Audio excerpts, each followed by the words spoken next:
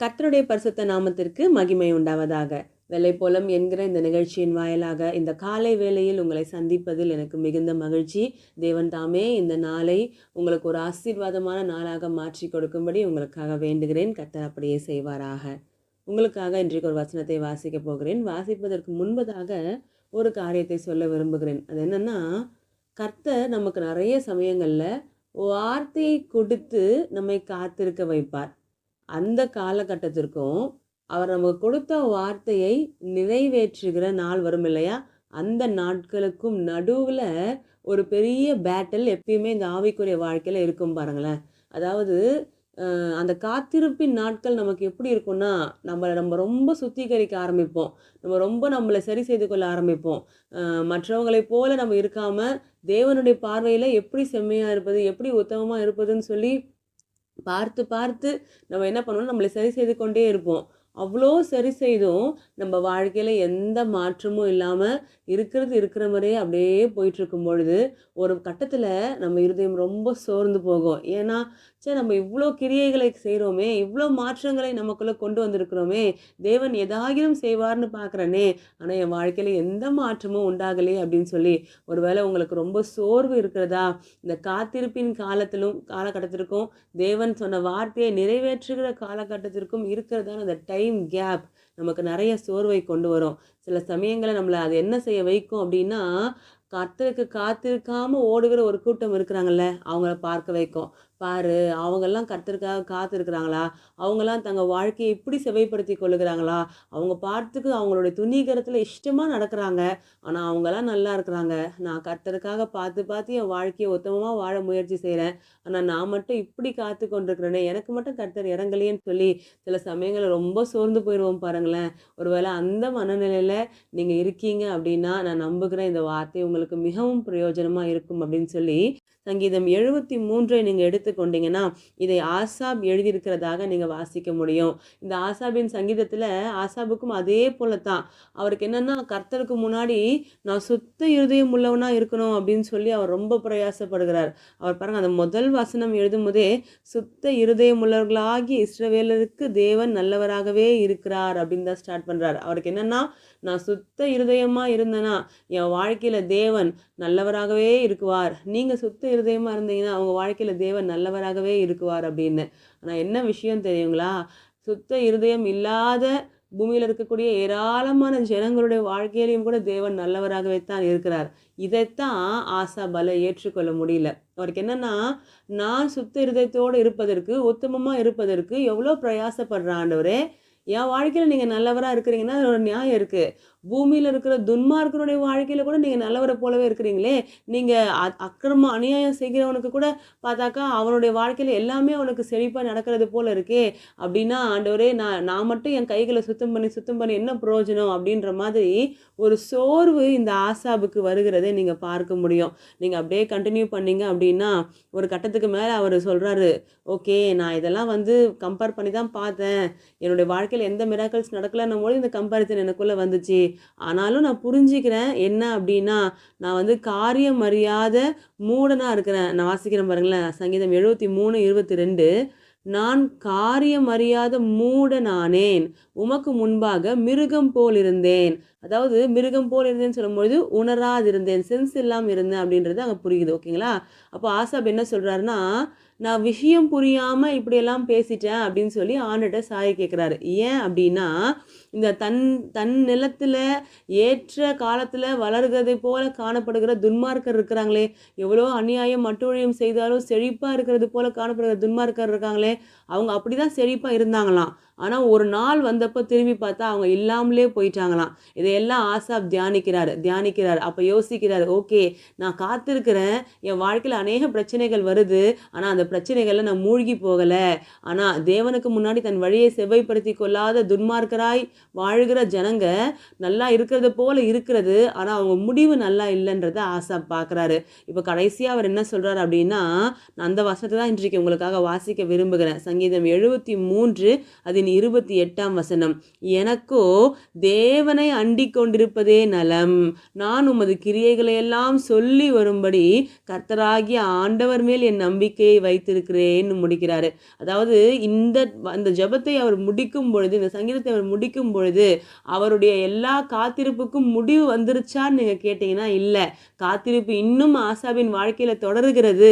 ஆனாலும் கூட ஆசாப் தன் இருதயத்திற்கும் தன் ஆத்மாவிற்கும் ஒரு காரியத்தை சொல்லிக் கொள்ளுகிறார். என்னன்னா, எனக்கு எது நல்லது அப்படின்னா, நான் தேவனை அண்டிக் கொண்டிருப்பது தான் நல்லது. அதாவது தேவனிடத்துல சேருவது தான் நல்லது. தேவ சமூகம், காட்ஸ் பிரசன்ஸோட நான் இருப்பது தான் எனக்கு நல்லது நான் புரிஞ்சுக்கிட்டேன் அப்படின்னு ஆசாப் சொல்றார். அதன் பின்பு அவர் சொல்றாரு, நான் உமது கிரியைகளை எல்லாம் சொல்லி வரும்படி கர்த்தராகிய ஆண்டவர் மேல் என் நம்பிக்கையை வைத்திருக்கிறேன் அப்படின்றார். உங்களுக்கு புரியுற மாதிரி சொல்றேன் பாருங்களேன். அவர் என்ன பண்றாராம், கர்த்தராகிய ஆண்டவர் மேல தன் நம்பிக்கையை வைத்திருக்கிறாராம். அந்த நம்பிக்கையை ரீட்டைன் பண்ணுவதற்காக, அதாவது நான் தேவனை நம்புறேன், ஆனால் நம்பிக்கைக்கு எதுவாக இன்னும் எதுவுமே எனக்கு நடக்கலை, அப்போ எப்படி நான் தொடர்ந்து நம்புவது?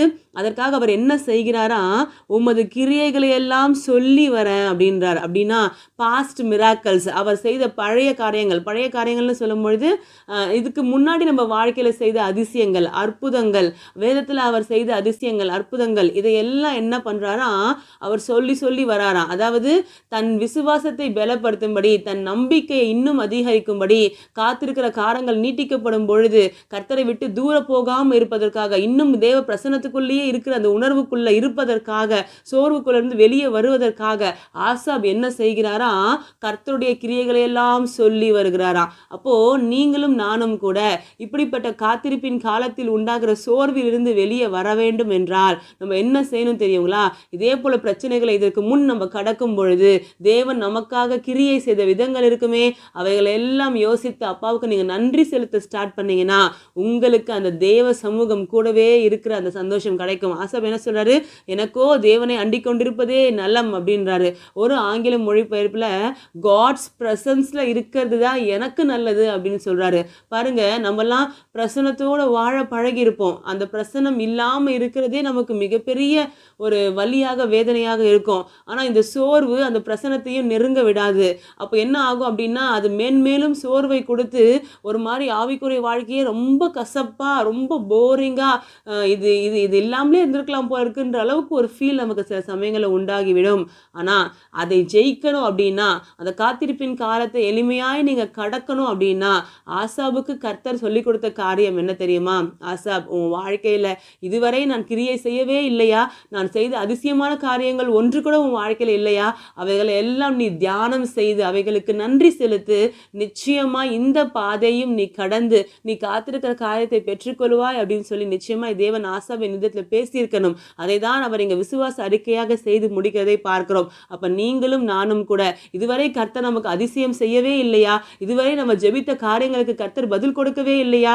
நம்மளுடைய ஜெபங்களை எல்லாம் கேட்டு மிகப்பெரிய அதிசயங்களை கர்த்தர் செய்திருக்கிறாரே, அவைகளை எல்லாம் நினைவு கூர்ந்து நம்ம கர்த்தரை துதிக்கும் பொழுது, அவைகளையே சொல்லும் பொழுது, சொல்லி வரும் பொழுது, சொல்லி வருது அப்படின்னா அதை சொல்லிட்டு விட்டுறது இல்லை, நிறைவேறும் வரைக்கும் அவைகளை சொல்லி சொல்லி சொல்லி நம்ம விசுவாசத்தை காத்து கொண்டு கர்த்தர் சமூகத்தில் நிற்கும் பொழுது நிச்சயமாய் ஒரு நாள் காத்திருப்புக்கு முடிவு வரும். அந்த காரியத்தை நம்ம பெற்றுக்கொள்வோம். நம்ம விசுவாசத்தையும் விட்டு வெளியே போயிருக்க மாட்டோம்.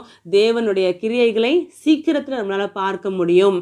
சோர்வு நமக்குள்ளே வராது. அப்போது இந்த வார்த்தையை கேட்குற நீங்களும் நானும் இனி செய்ய வேண்டியது என்ன? நம்ம வாழ்க்கையில் தேவன் செய்த எல்லா பாஸ் மிராக்கல்ஸையும் நீங்கள் யோசித்து அவைகளுக்காக நன்றி செலுத்துங்க.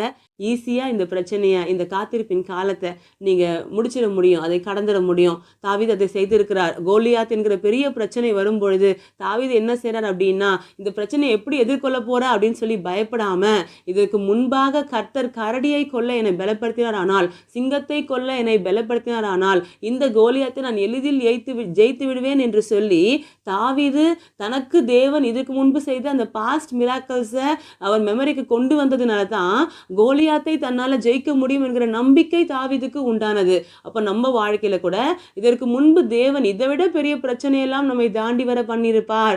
அதை ரீமைண்ட் பண்ணோம் அப்படின்னா, அதை யோசித்து அதற்காக நன்றி செலுத்த ஆரம்பித்தோம் அப்படின்னா கண்ணுக்கு முன்னாடி இருக்கிற பிரச்சனையை எளிதில் ஜெயித்து விடுவோம். பாருங்க, யோர்தான் பிரவாகித்து வருகிறது இஸ்ரவேல் ஜனங்களுக்கு முன்பதாக. இந்த யோர்தான் எப்படி கடந்து போகிறதுன்னு அவங்க தியங்கி கொண்டு இருக்கிறாங்க. ஆனால் அவங்களுக்கு தேவன் ஞாபகப்படுத்தியிருப்பார், செங்கடல் செங்கடலை பிளந்த தேவன், யோர்தான் பெரிய விஷயம் இல்லை அப்படின்னு சொல்லி அவங்க விசுவாசத்தில் நிற்கிறாங்க. தேவன் அந்த யோர்தானை அவங்களுக்காக பிரிக்கிறார். பாருங்க, ஒவ்வொரு காரியத்துக்கு முன்பாக ஏதாவது ஒரு மிராக்கள், அதை விட பெரிய மிராக்கள் நடந்திருக்கும்.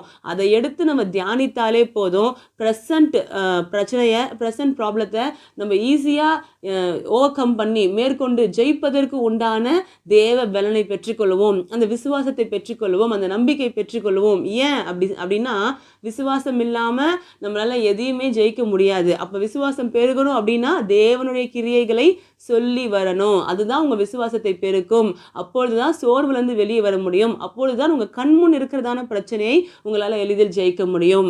எனவே இந்த காலை வேளையில் நம்ம அப்பாவை பார்த்து கேட்க போகிறோம், ஆண்டவரே, ஒருவேளை இது வரைக்கும் நாங்கள் ரொம்ப கம்பேர் பண்ணி எங்கள் வாழ்க்கையில் மட்டும்தான் இன்னும் எதுவுமே நடக்கலைன்னு சொல்லி ரொம்ப சோர்ந்து போயிருக்கலாம். ஆனால் இனி இப்படி புலம்பாமல் உம்மை துதிக்கும்படி நீ செய்து வந்த அதிசயங்களை எல்லாம் நான் விவரிக்க போகிறேன், அவைகளையெல்லாம் சொல்லி உம்மை துதிக்க போகிற ஒரு தீர்மானத்தை எடுப்போம். நிச்சயமாய் நம்ம வாழ்க்கையில் தேவனுடைய மகத்துவமான காரியங்களை பார்ப்போம். நம்ம ஜெபிக்கலாம். பரலோக தகப்பனே, ராஜா, உம்மை ஸ்தோத்திரிக்கிறோம், உமக்கு நன்றி செலுத்துகிறோம். ஆண்டவரே, இந்த நாளிலும் எங்களோட பேசியிருக்கீங்க. நாங்கள் காத்திருக்கிற காத்திருப்புக்கு நிச்சயமாய் ஒரு நம்பிக்கை உண்டு என்று சொல்லி எங்களுக்கு புரிய வைத்திருக்கிறீங்க. நாங்கள் சோர்ந்து போகாதபடி உம்முடைய அதிசயங்களை எல்லாம் விவரிக்க வேண்டும் என்று சொல்லியிருக்கீங்க. அவைகளையெல்லாம் சொல்லி வர வேண்டும் என்று இருக்கீங்க. அவைகளெல்லாம் அறிக்கை செய்ய சொல்லியிருக்கீங்க. நாங்கள் அப்படியே செய்து உமக்கு கீழ்ப்படிந்து ஆண்டவரே, இந்த காத்திருப்புக்கு ஆண்டவரே ஒரு முற்றுப்புள்ளியை வைத்து ஒரு பெரிய ஜெயத்தை தேவன் வாக்குத்தத்தம் பண்ணின தம்முடைய வார்த்தைகளை நாங்கள் சுதந்தரித்து கொள்ள எங்களை பலப்படுத்துங்க. அதுவரை நாங்கள் வழுவாமல் இருக்க, சோர்ந்து போகாமல் இருக்க, உமது அதிசயங்கள் எங்கள் கண்களுக்கு முன்பாக அடையாளங்களாக இருக்கிறபடியால் உம்மை ஸ்தோத்திரிக்கிறோம், உமக்கு நன்றி செலுத்துகிறோம். அப்பா, ஒவ்வொரு பிள்ளைகளையும் பலப்படுத்துங்க, சோர்ந்து போகாதபடி காத்துக்கொள்ளுங்க. இயேசு கிறிஸ்துவின் நாமத்தில் ஜெபிக்கிறோம் பிதாவே, ஆமேன். தேங்க்யூ. God bless you.